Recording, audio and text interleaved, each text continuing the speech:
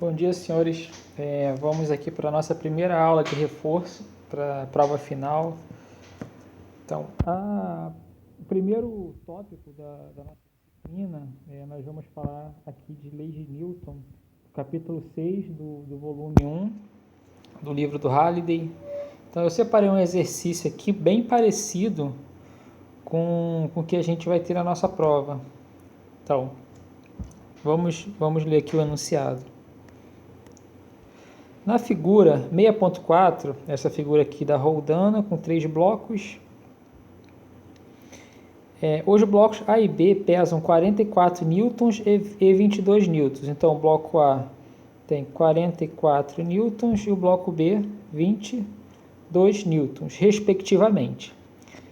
A. Determine o menor peso do bloco C, que é o menor peso do bloco C, que evita que o bloco A deslize. C.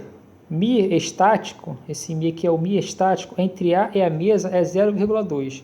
Então, o Mi estático é igual a 0,2. Então, vamos na letra A. O primeiro conceito que vocês têm que ter na cabeça é fazer o diagrama de corpo livre dos blocos. Se não souber fazer isso, não tem como acertar a questão, não tem como modelar nenhum aparato físico como esse. Então, ele pergunta o menor peso do bloco C para que A não escorregue. Nós temos a massa aqui dos blocos. Então, nós vamos escolher aqui o sistema do bloco C mais o bloco A. Nós vamos analisar este corpo aqui. Este é o sistema que nós vamos analisar. Como nós modelamos aqui o diagrama de corpo livre desses blocos? Nós temos aqui o bloco, nós temos a força de tração. Repare que a corda ela está presa no bloco A. Se ela estiver presa no bloco C, vai ser totalmente diferente este problema. É bom vocês verificarem como seria esse problema se a tração aqui estivesse no bloco C. Continuando, nós temos aqui a tração, que ela atua no bloco A. Nós temos aqui a força de atrito, que atua entre o bloco A e a superfície aqui da mesa. Nós temos aqui a força normal. A força normal vai estar englobado tanto o peso do bloco C quanto do bloco A. E o peso do conjunto dos blocos A e C. Então, o diagrama de corpo livre desse sistema tem essas 4 forças. Vamos, então, analisar no âmbito da segunda lei de Newton, no eixo X. No eixo X nós vamos ter a tração menos a força de atrito. Eu adotei aqui positivo e aqui negativo. Tração menos a força de atrito igual a massa dos blocos A e C vezes a aceleração dos blocos A e C. Como o bloco vai estar em repouso, esse item aqui da direita vai ser igual a 0. Então, a tração é igual à força de atrito. Aqui analisamos o eixo X desse sistema aqui inicialmente. Agora, o eixo Y. Nós temos que a força normal menos o peso igual a 0. Nós não temos aceleração em Y. Resulta em força normal igual ao peso de AC, peso dos blocos AC. Então, nós já analisamos aqui fisicamente a segunda lei de Newton para esse sistema. Agora nós vamos analisar para o bloco C, para o bloco B, desculpem. Nós vamos analisar no eixo Y. No eixo X não faz sentido a gente analisar porque nós não vamos ter força no eixo X e muito menos aceleração. Vamos analisar aqui no eixo Y. PB menos T igual a 0. Eu adotei aqui PB positivo para ficar de acordo com a tração que eu coloquei aqui. Eu coloquei para cá positivo. Então, dando continuidade aqui ao sentido da corda, para cá é positivo. Então, aqui para baixo seria positivo. Eu poderia fazer o contrário, mas poderia confundir. Então eu botei o PB positivo e a tração negativa. PB, que é o peso de B, menos a tração, igual a zero. Por quê? Porque o corpo vai estar em repouso. Nós adotamos essa condição. Então, a tração é igual ao peso de B. Para que o bloco permaneça em repouso, nós temos que ter a força de atrito. Esta força de atrito, ela tem que ser menor do que o atrito máximo, que é o coeficiente de atrito estático vezes a força normal. Esse aqui é o atrito máximo estático. Para que haja equilíbrio, a força de atrito tem que ser menor do que o atrito máximo. Nós sabemos que a força de atrito ela é igual ao PB, porque nós vamos juntar esta igualdade que nós encontramos com esta igualdade. Então, a força de atrito é igual ao peso de B. Espero que todos tenham entendido. Juntamos esta igualdade com esta igualdade. E a força normal igual ao peso de AC. Esta igualdade aqui. Certo? Então, substituindo aqui, força de atrito igual a PB e força normal igual a PAC, que é o peso de A e C, desse conjunto aqui. Então, o PAC máximo será nessa igualdade aqui. Aqui é uma desigualdade e aqui embaixo é um sinal de igual, certo? Então, o PAC, passando aqui o coeficiente de atrito para o outro lado, o PAC vai ser igual a 22, que é dado do problema, peso de B igual a 22, dividido pelo coeficiente de atrito estático, que o problema também dá. Então, o peso de AC, fazendo essa conta aqui, vai dar 110 newtons. É o peso de A mais o peso de C. Como nós temos o peso de A, que é igual a 44 newtons, o peso de C vai ser 110 menos o peso de A. 110 menos 44 igual a 66 newtons. Entendido? Então, o importante é saber fazer o diagrama de corpo livre e analisar a segunda lei de Newton para cada eixo. Entendido? Na letra B, o que ele pede? O bloco C é removido bruscamente de cima do bloco A. Qual a aceleração do bloco A se o coeficiente de atrito cinético é igual, entre a mesa e o bloco A, é igual a 0,15? Então, vamos novamente analisar o diagrama de corpo livre, mas dessa vez sem o bloco C. Sem o bloco C, nós temos que a tração, essa tração aqui, menos a FAT', que é a outra força de atrito, igual a massa de A. Dessa vez é só a massa de A, nós não temos bloco de C. O bloco C foi removido, vezes a aceleração. Esse aqui é o eixo X. Agora, o eixo Y. Nós temos que a força normal menos o peso de A é igual a zero. Analisando aqui o eixo Y. E analisando o bloco B, nós temos que o peso de B menos a tração é igual a massa de B vezes a aceleração. Novamente, para manter a coerência, é bom manter o PB, aqui essa direção aqui para baixo, como positivo. Para que a corda andando aqui de cima para baixo tenha o sentido positivo de cima para baixo e aqui da esquerda para a direita. Tá? É importante essas relações para diminuir a chance de confusão. Então, nós temos aqui três equações, substituindo aqui a força de atrito por o atrito cinético vezes PA. Nós temos aqui, é só colocar essa aceleração em evidência e achar o valor da aceleração. Aqui é só matemática. Essa aceleração dá 2,3 metros por segundo. É importante vocês fazerem, eu não vou fazer, para que vocês treinem. Então, refaçam esse exercício, analisem, tentem fazer o diagrama de corpo livre de todos os corpos e o exercício 34, certo?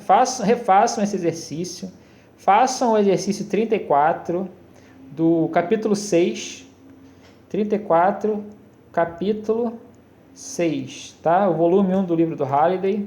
Refaçam esse e façam o exercício 34 para que consigam fazer o exercício da prova. Ok? Então, o segundo exercício que eu selecionei é um exercício de conservação de momento angular. Tá? É um exercício simples, assim como será o exercício que vocês terão na prova. Então, vamos ao enunciado. Uma roda está girando livremente com uma velocidade angular de 800 revoluções por minuto. Repare que 800 revoluções por minuto não é um sistema internacional, tá? No sistema internacional, a unidade de velocidade angular é rad por segundo, ok? Em torno de um eixo cujo momento de inércia é desprezível. Então, uma roda está girando em torno de um eixo. Tá? O momento de inércia desse eixo é desprezível. Uma segunda roda, inicialmente em repouso, e com um movimento de inércia 2 vezes maior que a primeira, é acoplada à mesma haste. Inicialmente, nós só temos esta roda aqui. E o momento posterior, esta segunda roda é acoplada a esse eixo. É importante entender o enunciado do problema, certo? Ela tem um momento de inércia 2 vezes maior do que o momento de inércia da roda 1. Essa aqui é a roda 2, essa aqui é a roda 1. O momento de inércia dessa roda 2 é 2 vezes maior do que a roda 1. Ela é acoplada à haste posteriormente. Ele pede: qual é a velocidade angular da combinação restante do eixo a 2 rodas? Então, conservação de momento angular. Bem fácil essa questão. Nós não temos torque externo a esse sistema, então o momento angular inicial vai ser igual ao momento angular final.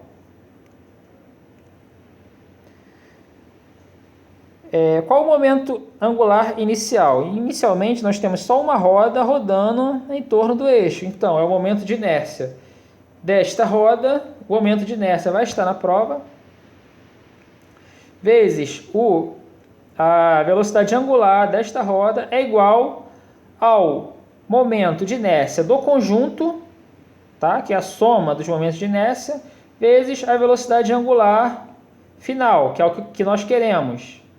Muito fácil.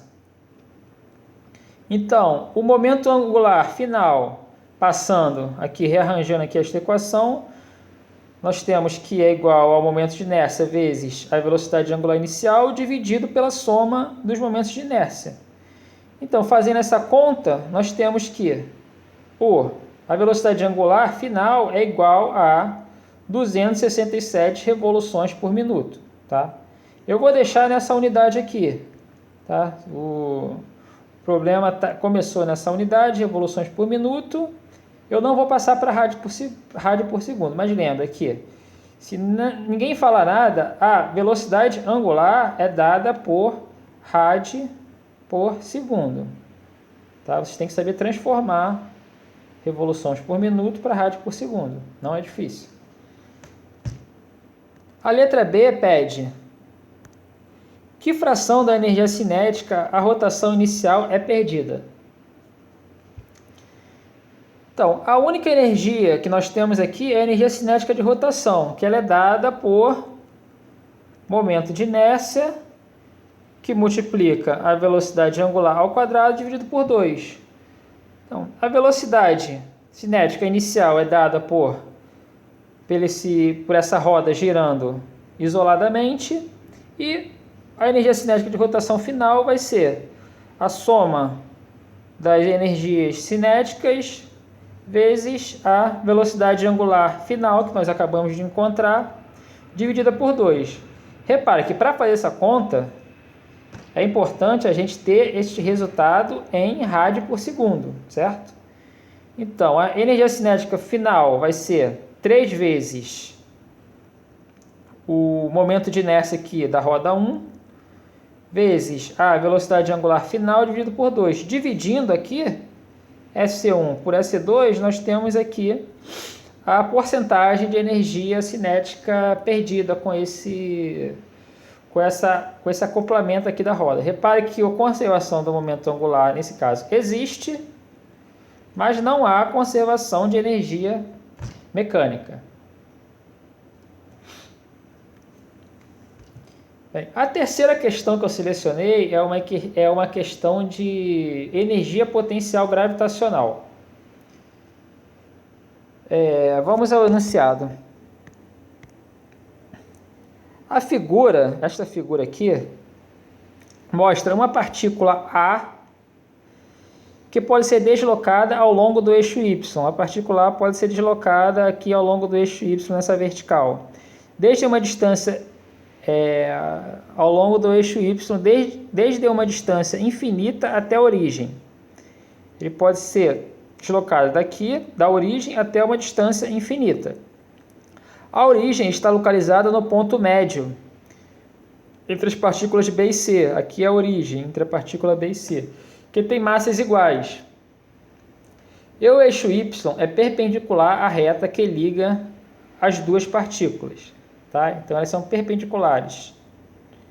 A distância D é de 0,3057 metros. Dá a distância D aqui entre as partículas. Espero que vocês estejam enxergando. A figura 13.46b, esta figura aqui, mostra a energia potencial U do sistema de 3 partículas em função da posição da partícula A em torno de Y. Então, aqui é o gráfico da energia potencial gravitacional. Como é que a gente calcula a energia potencial gravitacional? Revisando, a energia potencial gravitacional é igual a menos constante universal gravitacional vezes m vezes a multiplicação das massas dos corpos dividido pela distância. Assim nós calculamos a energia potencial gravitacional. E lembre que a energia potencial gravitacional no infinito, quando D é muito grande, a energia potencial gravitacional é igual a zero. Tá? Vamos apagar aqui. Então ele pede: qual é a massa? A gente tem os valores aqui dos gráficos. No gráfico aqui a gente tem um valor aqui onde aqui A está na origem e quando A está no infinito. Então ele pede: qual é a massa das partículas B e C? Então, a energia potencial gravitacional do sistema é a energia potencial gravitacional, esse termo aqui é a energia potencial gravitacional entre a partícula B e C.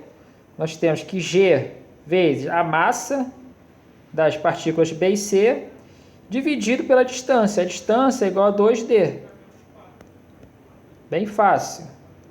Mais a energia potencial gravitacional entre A e as partículas B e C.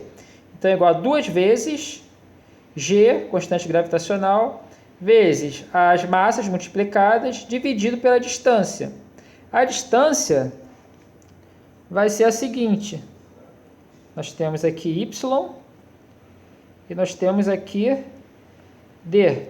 Esta distância, que eu vou chamar de D', é igual a raiz dy ao quadrado mais d ao quadrado. Certo?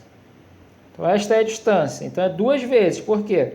Porque tem a potencial gravitacional entre A e C e é entre A e B. Tá? Então, esta é a energia potencial gravitacional do sistema. Ela varia com Y. Tá? Repare que quando Y for infinito, este infinito é aqui.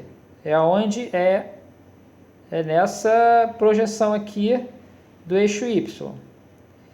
Quando y for igual a infinito, esse termo todo aqui vai zerar. E a energia potencial gravitacional vai ser apenas entre as partículas B e C. Certo? É o que eu escrevi aqui. Repete. Para a gente analisar a massa das partículas B e C, vamos utilizar esta condição, onde onde A está muito longe aqui das partículas B e C, ou seja, está no infinito, Y igual a infinito. Então, a energia potencial gravitacional, pelo gráfico aqui, ela segue aqui assintoticamente para menos 2,7 vezes 10 a 11. Então, quando y é infinito, a energia potencial gravitacional é igual a menos 2,7 vezes 10 a 11, igual aqui, esse termo aqui da energia potencial gravitacional.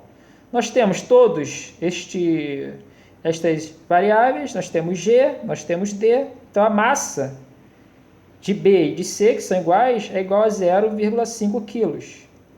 Certo? O importante aqui nessa questão é saber como a gente calcula a energia potencial gravitacional.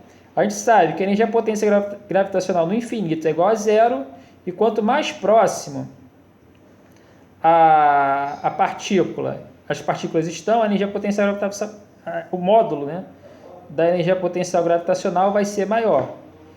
E na letra B ele pergunta a massa da partícula A. Então, a massa da partícula A, nós vamos analisar agora A na origem. A na origem, o Y dessa questão vai ser igual a zero. O Y dessa questão, desculpa, o Y desse termo aqui vai ser igual a zero. Então, substituindo os valores, nós temos que a energia potencial gravitacional igual a menos 3,5 vezes 10 a menos 10. Porque esse valor aqui a gente tira diretamente do gráfico aqui. Ó. Quando y é igual a zero, a energia potencial gravitacional é igual a menos 3,5 vezes 10 a menos 10. Então, nós temos todas as variáveis agora. Nós temos D, nós temos a massa, nós temos G, y aqui é igual a zero, aqui D novamente, nós substituímos valores e encontramos a massa. É só substituir valor e achar. Vou deixar para vocês refazerem este problema. Importante, refaçam este problema. Além de refazer este problema, ter esse problema bem fixado na cabeça, uma informação muito importante para a gente, que o trabalho da energia gravitacional é igual a menos a variação da energia potencial gravitacional. Ou seja, nós temos aqui uma partícula de massa m. Nós temos aqui outra partícula de massa m. Esta partícula se desloca daqui até aqui. Qual foi o trabalho exercido da força gravitacional nessa partícula? Nós temos aqui U inicial e U final. O trabalho da força gravitacional, como nós temos aqui nesta lei, é igual a energia potencial gravitacional final menos a energia potencial gravitacional inicial. A gente sabe calcular esta energia potencial gravitacional, certo? Isso é muito importante a gente saber. Esta lei aqui. E outro conceito que a gente tem que saber, que a energia potencial gravitacional dentro, isso aqui é uma casca, por exemplo. A energia potencial gravitacional dentro dessa casca é igual a zero, certo? Isso é conceito básico. A energia potencial gravitacional dentro da casca é igual a zero. Então, refaçam este problema 42 do capítulo 13 do volume 2 do livro do Halliday e tenham esses dois conceitos, que o trabalho da força gravitacional é igual a menos, aqui é menos, tá? É menos a variação de energia potencial gravitacional e que a energia potencial gravitacional dentro de uma casca é igual a zero.